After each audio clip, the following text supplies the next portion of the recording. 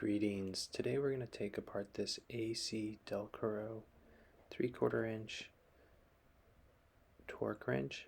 It's a digital model, and I'm realizing that I left the mouse on the screen, so that's a bummer. This is the battery box for the product. It filled with corrosion from the batteries, and in trying to clean it I broke the springs for the box, so I fabricated one out of a piece of copper wire, and then after I did that the wrench worked for a little bit. It read low voltage and then it stopped working. So first we took off that back cover for like a battery that doesn't really have a connector to the motherboard, the Phillips head bit. Next we're going to take these 5 screws off, and that bit was like a T10, I want to say. You can go back and pause the video if you want to see that again. We're just watching this at a faster speed due to the power of editing, so that the video's not as long as it could be. Here's the battery box. I actually lost the screws for this because I don't use this wrench that often, so basically every time I use it I have to replace the batteries. I bought this wrench to tighten hex bolts on carbon frame bikes, where if you over tighten them you can crack the frame. That can be a very expensive problem, so having a $100 torque wrench with a audio buzzer if you go over is helpful to prevent that. So this is the inside of the wrench. We can see the battery housing, where it's soldered on, and I'm just going to do some cleaning in here with a plastic tool and a Lysol wipe, and then dry everything with a electric air duster.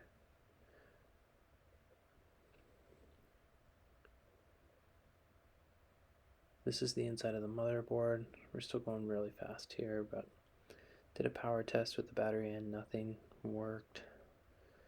So next we're going to clean the top of these connectors with a flathead bit, and we're just scraping off the corrosion. So originally I used a wire brush, and I actually don't think that's the best way to do this. I think just using a sharp flat blade to scrape and then wipe away the debris with a wet towel is the best way to get it off, and to keep that dust of that battery, dried battery acid, from spreading in your environment. You definitely don't want that in your lungs or on your skin.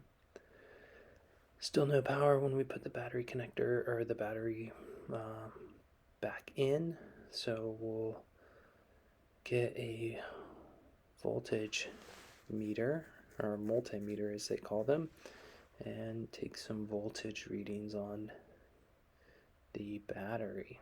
So we have 4 1.5 volt batteries connected together, and so we're reading 5 to 6 volts DC. So that seems correct. Now we'll put the battery back in and measure the voltage where it connects to the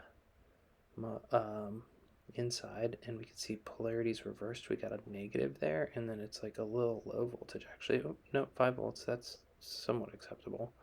So that's a little weird. I'm not 100% sure what's going on there, if I mess this up, but ultimately when we put the back part back on and press the power button on the digital display, it doesn't turn on.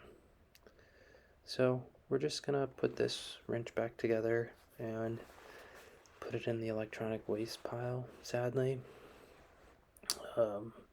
I looked for some warranty information on the website for this product, and it was down at the time of recording, so no information on that there.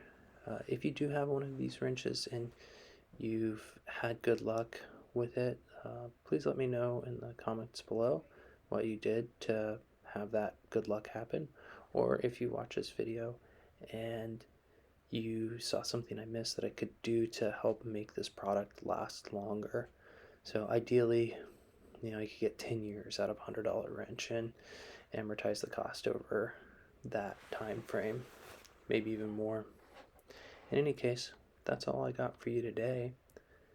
Thank you for watching, and we will see you around.